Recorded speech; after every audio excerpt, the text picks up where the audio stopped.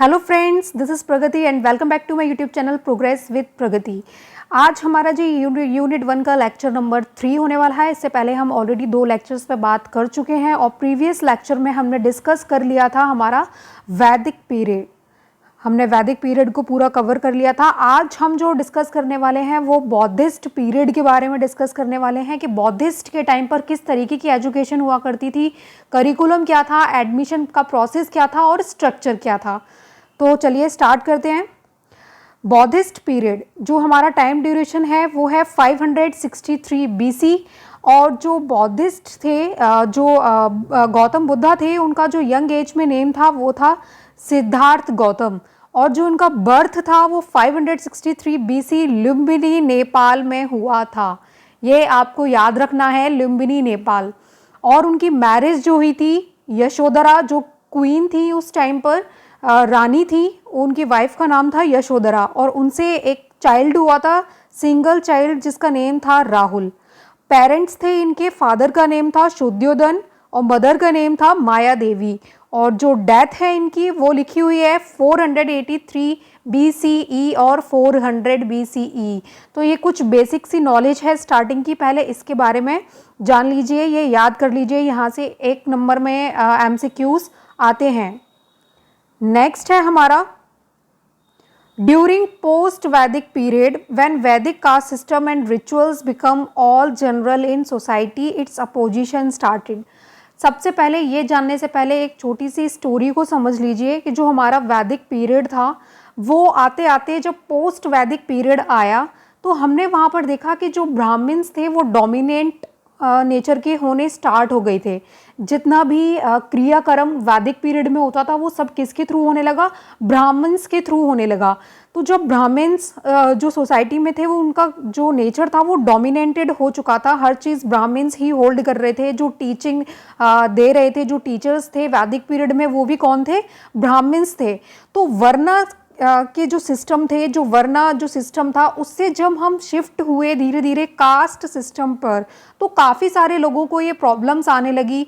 वो जो अपनी डेली लाइफ थे उसमें ऑब्जर्व करते थे कि जो ब्राह्मण्स थे वो काफ़ी डोमिनेंट हो रहे हैं, कहीं भी पूजा पाठ हो रही है तो भी उनके थ्रू हो रही है, तो वो कहीं ना कहीं अपनी लाइफ से सेटिस्फाई नहीं थे, उनको जो सोसाइटी थी काफ़ी सारी प्रॉब्लम्स क्रिएट हो रही थी।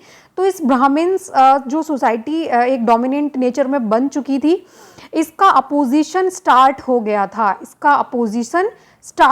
था, तो ड्यूरिंग वैदिक पीरियड व्हेन वैदिक caste system and ritual becomes all general in society and opposition started. Brahmins dominated the society and established their supremacy in the country। तो जो ब्राह्मण्स थे उन्होंने अपनी सुपरमेसी कंट्री के अंदर स्टार्ट कर दी थी, डोमिनेंट होने का नेचर जो है वो स्टार्ट हो चुका था। नेक्स्ट पॉइंट है हमारा Charvaka and Ajivika were first to oppose the Vedic caste system. ये याद रख लीजिए, चारवाहिक और आजीविक ये दो सामने आए, ये दो ऐसे लोग थे जिन्होंने क्या किया, इस वैदिक कास्ट सिस्टम का अपोजिशन स्टार्ट कर दिया। लेकिन and rituals but in lack of sound philosophy they vanished soon, क्योंकि इनके पास बहुत अच्छी फिलॉसफी नहीं थी, आगे किस तरीके से इसको बनाया जाए, क्या इसके ओवरकम्स को पूरा फुलफिल किया जाए, तो इनके पास पूरी अच्छी फिलॉसफी नहीं थी, अच्छा प्रोसीजर नहीं था कि एक कास्ट सिस्टम को हटा के कैसे हम अलग सिस्टम पर शिफ्ट हो सकें, कोई भी प्लान नहीं था, इसीलिए ये बहुत जल्दी क्या हो गए, वैनिश हो गए। इन 563 BC Lord Buddha was born. 563 BC में लॉर्ड बुद्धा बॉर्न होते हैं।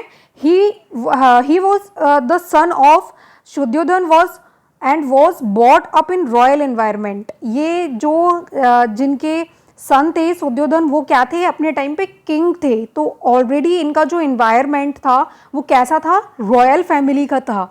When he was young he was deeply moved by worldly suffering। जितनी भी जब वो यंग हुए उन्होंने जाना बाहर दुनिया में क्या चल रहा है, संसार में क्या चल रहा है, तो उन्होंने अपने आसपास सारी चीज़ों को दुख से भरा हुआ पाया। He started meditation to find the solution for it. और वो क्या करते हैं, इस चीज़ के बाहर निकलने के लिए, इस चीज़ का सॉल्यूशन को फाइंड आउट करने के लिए वो मेडिटेशन को क्या करते हैं, अपनी प्रायोरिटी बनाते हैं, मेडिटेशन को सॉल्यूशन बनाते हैं। As a result of meditation, he found the right path of doctrine which is called Buddhist philosophy. 4th number के पॉइंट को अच्छे से समझने के लिए आपको पहले एक स्टोरी को अच्छे से समझना पड़ेगा और सुनना पड़ेगा। देखिए, जब जो मदर थी सिद्धार्थ की, उनको जब वो लेटी हुई थी तो उनको एक सपना आया कि जो एलिफेंट है वो उनके सपने में आया एक कमल का फूल लेके, और वो उनके पैरों के पास आके क्या करता है, वो फूल को ड्रॉप कर देता है। तो वहाँ से काफ़ी सारे लोगों ने आइडियाज़ लगाया कि उनका जो पुत्र होगा और वो कैसा होगा, इस दुनिया में बहुत बड़ा नाम करेगा। जब उन्होंने इस सपने के बारे में सबको बताया तो जो उस टाइम पर लोग थे, ब्राह्मण्स थे, तो उन्होंने बताया उनको कि आपका जो ये सपना है ये रिलेट करता है कि आपका एक पुत्र होगा और वो इस दुनिया में बहुत बड़ा इंसान बनेगा, बहुत बड़ा नाम रोशन करेगा आपका। तो जब ये बात पता लगती है तो उनका एक आगे आने वाले टाइम पे सिद्धार्थ जो हैं वो जन्म लेते हैं। तो जैसा मैंने बताया था कि उनके जो फादर हैं वो क्या हैं, किंग हैं, तो उनके आसपास का जो एनवायरनमेंट है वो कैसा है, रॉयल है। तो जितना भी उनको चीज़ों की ज़रूरत थी वो सब कुछ उस रॉयल फैमिली में ही प्रोवाइड करा देते हैं। उनको कहीं भी किसी भी चीज़ की नीड होती है तो ला के दे देते हैं। उन्होंने कभी भी बाहर का एनवायरनमेंट एक्सप्लोर ही नहीं किया, उनको पता ही नहीं था कि सांसारिक जीवन किस तरीके से होता है, उन्होंने कभी किसी चीज़ को देखा ही नहीं। उनको वो सारी कभी भी ज़रूरत पड़ती थी तो बाहर नहीं जाने दिया जाता था, हर चीज़ एक महल के अंदर ही प्रोवाइड की जाती थी। तो एक दिन ऐसे ही उनके मन में विचार आया, जब धीरे धीरे वो बड़े हुए तो उन्होंने अपने साथी से कहा कि उन्हें बाहर की दुनिया देखनी है, एक्सप्लोर करना है। तो वो उसको अपने रथ पर लेकर गए बाहर की दुनिया दिखाने के लिए। तो आप देख सकते हैं इमेज में, जैसे कि वो बाहर की दुनिया जब देखने के लिए जाते हैं तब वो पहली बार किसी बूढ़े आदमी को देखते हैं। फर्स्ट टाइम अपनी लाइफ में जब वो एक बूढ़े आदमी को देखते हैं तो वो अपने मित्र से पूछते हैं कि ये कौन है। तो उनका जो मित्र है वो एक्सप्लेन करता है, उनका जो फ्रेंड है वो एक्सप्लेन करता है कि सिद्धार्थ ये एक बूढ़ा व्यक्ति है, ये एक ओल्ड मैन है, और ये प्रोसेस होता है कि आप पहले चाइल्ड होते हैं, फिर यंग एज में आते हैं, फिर ओल्ड एज में आते हैं, देन डेथ में आते हैं। तो वो बहुत ही आश्चर्य चकित रह गए, बहुत ही उनको बहुत आश्चर्य हुआ कि ये भी एक प्रक्रिया होती है जीवन की। तो धीरे धीरे जैसे रात आगे बढ़ता है तो धीरे वो देखते हैं एक डेड बॉडी को जो रास्ते में पड़ी हुई है, एक मृत व्यक्ति को देखते हैं। तब वो पूछते हैं कि ये क्या है, तो उनका फ्रेंड एक्सप्लेन करता है कि एक टाइम के बाद सबको ये जाना है, मतलब सबको ये संसार छोड़कर जाना है। तो जब वो ये सारी चीज़ें, ये सारा दुख देखते हुए रास्ते में से घर पर अपने वापस लौट कर आए तो उनके मन में काफ़ी सारे थॉट्स, काफ़ी सारे क्वेश्चंस थे कि ये कैसा जीवन है जहाँ पर सारी चीज़ें दुख से भरी हुई हैं। मतलब उनके जो माइंड है काफ़ी सारे क्वेश्चनिंग करने लगा। तो वो अपने आप से ये सारे क्वेश्चंस के आंसर ढूंढने लगे कि ये क्या होता है, क्यों होता है, इसका क्या कोई सॉल्यूशन है। तो वो उनके लिए उन्होंने जो क्वेश्चन फाइंड आउट किए, इसके वो 4 क्वेश्चंस निकल कर आते हैं। वो क्या थे? Lord Buddha discovered 4 noble truth. तो लॉर्ड बुद्धा ने क्या किया? 4 नोबल ट्रुथ को डिस्कवर्ड किया। वो नोबल ट्रुथ क्या थे? फर्स्ट है दुखम, मीन्स देयर इज सफरिंग। जब उन्होंने जाना कि पूरे संसार में दुख है तो उनको पता लगा कि हर जगह क्या है? सफरिंग है। सेकंड पॉइंट है दुख समुदाय, means there is a cause of suffering, origin and arising. क्योंकि अगर कोई चीज़ सफ़र कर रही है तो उसका कुछ ना कुछ ओरिजिन होगा, कहीं ना कहीं से वो निकली होगी, कहीं ना कहीं से वो अराइज की होगी। थर्ड है दुखम निरोध, means there is cessations of suffering, कुछ ना कुछ उसका कॉज होगा। नेक्स्ट है दुखम निरोध मार्ग, उसका कोई ना कोई वे होगा सॉल्यूशन फाइंड करने के लिए। तो उनके मन में ये 4 मेन क्वेश्चंस आए जिसका वो सॉल्यूशन फाइंड करना चाहते थे, वो ढूंढना चाहते थे कि ऐसा क्यों है, क्या है। तो वो अपनी पूरा रॉयल एनवायरनमेंट को छोड़कर जंगल में चले जाते हैं घोर तपस्या करने। कहाँ चले जाते हैं वो? जंगल में चले जाते हैं इन 4 जो नोबल ट्रुथ हैं उसका आंसर ढूंढने के लिए, ताकि वो वर्ल्ड को बता सके, दुनिया को बता सके कि ये मेन कॉज है। और उसका सॉल्यूशन जो उन्होंने ढूंढा उसको उन्होंने डिफाइन किया है दी नोबल 8 फोल्ड पाथ के अंदर। दी नोबल 8 फोल्ड पाथ के अंदर जो 8 पाथ उन्होंने बताए हैं कि इन जो 8 पाथ हैं इनको अगर आप फॉलो करोगे तो आप क्या कर सकते हो, वो जो 4 ट्रुथ हैं ज़िंदगी के, उसका सॉल्यूशन इन्होंने इसमें 8 फोल्ड पाथ में बताया है। तो एक एक करके डिस्कस करते हैं कि ये क्या है। सबसे पहला है राइट व्यू। एक इंडिविजुअल को राइट व्यू मतलब सही तरीके से देखना आना चाहिए, उसको पता होना चाहिए नो द ट्रुथ, कि ट्रुथ क्या है, सही और गलत में डिफरेंस करना आना चाहिए और उसको सच पता होना चाहिए। नेक्स्ट है आपका राइट इंटेंशन। अगर वो कोई किसी काम को कर रहा है तो उसका इंटेंशन कैसा होना चाहिए, प्योर होना चाहिए और राइट होना चाहिए। अब राइट इंटेंशन कैसे होगा, फ्री माइंड ऑफ ईवल। जब आपका ईवल जो माइंड है एकदम उस चीज़ से फ्री हो जाएगा तो आपको राइट इंटेंशन आपका बन जाएगा किसी भी चीज़ के लिए। नेक्स्ट है राइट स्पीच। आप कहीं भी बोल रहे हैं तो मेक श्योर कि आपकी जो स्पीच है वो राइट होनी चाहिए। और वो राइट स्पीच कैसे बनेगी, से नथिंग दैट हर्ट्स अदर। हमें वो नहीं बोलना है जो दूसरों को हर्ट करे, तो ऑटोमेटिकली हमारी जो स्पीच है वो क्या हो जाएगी, राइट हो जाएगी। नेक्स्ट है आपका राइट एक्शन। आप अपने जो एक्शंस हैं उनको राइट कैसे बना सकते हैं, work for the good of others. आप अदर्स के लिए अच्छा काम करिए, जो भी आपके आसपास आपकी सोसाइटी में लोग हैं उनके लिए अच्छा सोचिए, अच्छा काम करिए, तो ऑटोमेटिकली आपके जो एक्शंस हैं वो क्या हो जाएंगे, राइट हो जाएंगे। नेक्स्ट है राइट लाइवलीहुड, मीन्स आपको कैसा ज़िंदगी जीना है, रिस्पेक्टेड लाइफ आपको जीनी है। नेक्स्ट है आपका राइट एफर्ट। आपके जो एफर्ट्स हैं वो राइट होने चाहिए। राइट कॉन्सेंट्रेशन, आपका किसी भी काम में कॉन्सेंट्रेशन एकदम सही होना चाहिए। वो कैसे आएगा, प्रैक्टिस मेडिटेशन। आपको मेडिटेशन के थ्रू आएगा, आप डेली क्या करिए, मेडिटेशन करिए। नेक्स्ट उन्होंने बताया right mindfulness, means control your thoughts. आपके जो ब्रेन है उसमें राइट थॉट भी आ रहे हैं, रॉन्ग थॉट भी आ रहे हैं, तो आपको ये डिफ्रेंशिएट करना आना चाहिए कि मेरे पास जो थॉट्स आ रहे हैं वो उनमें से कौन सा राइट है, कौन सा रॉन्ग है, कौन सा मुझे फॉलो करना है, कौन सा इग्नोर करना है। तो माइंडफुलनेस आपका कैसा होना चाहिए, राइट होना चाहिए। ये इंपॉर्टेंट है, यहाँ से क्वेश्चन आते हैं, आपको पता होना चाहिए कि बौद्धिस्ट पीरियड में जो 8 पाथ हैं वो कौन कौन से हैं। चलिए नेक्स्ट स्लाइड की ओर चलते हैं। नेक्स्ट है हमारा स्ट्रक्चर ऑफ एजुकेशन। जो बौद्धिस्ट पीरियड है उसमें एजुकेशन का स्ट्रक्चर कैसा होता था, तो यहाँ पर बेसिकली एजुकेशन के स्ट्रक्चर को 3 पार्ट्स में क्या किया है, डिवाइड किया है। 3 पार्ट्स में डिवाइड किया है। फर्स्ट है आपका प्राइमरी एजुकेशन। जो प्राइमरी एजुकेशन थी वो मठ में दी जाती थी। यहाँ पर बौद्धिक पीरियड में 2 चीज़ें हुआ करती थी, मठ और विहराज। मठ और विहराज, वहाँ पर जो आपका वैदिक पीरियड था वहाँ पर गुरुकुल में शिक्षा दी जाती थी, ठीक है। यहाँ पर क्या दी जाती थी, वहाँ पर प्राइमरी एजुकेशन आपकी वैदिक पीरियड में होम्स में होती थी, घरों में होती थी, और जो हायर एजुकेशन के लिए था वो गुरुकुल था।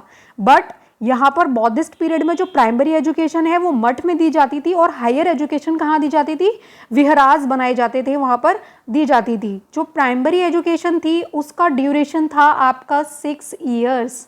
आपको प्राइमरी एजुकेशन के लिए 6 साल तक मठ में रहना है, और जो लैंग्वेज वहाँ पर यूज़ होगी वो क्या होगी, पाली लैंग्वेज।